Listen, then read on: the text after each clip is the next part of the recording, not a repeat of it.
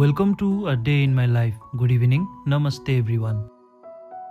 देश पुरै घन्टीमय भएको बेला म पनि पुगे जिममा। त्यहाँ पनि गफ आज धेरै जसो राजनीति चुनावकै भइरहेको थियो, तर आफू भने फोकस्ड एट एक्सरसाइज। आज त आई वाज स्योर जहाँ गए पनि चुनावको मतगणनाकै कुरा हुनेछ। मासु पसलमा पनि त्यही, घरमा पनि त्यही।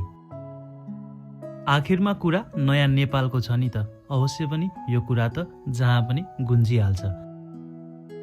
चुनावी महलबाट अलिकति पर सरेर सुरु गरियो आजको काम। आज शिवम हाउजिङमा रचना दिदीको सुट थियो। त्यो मजाले सकेर म भिडियो एडिटिङमा लागिहालेँ।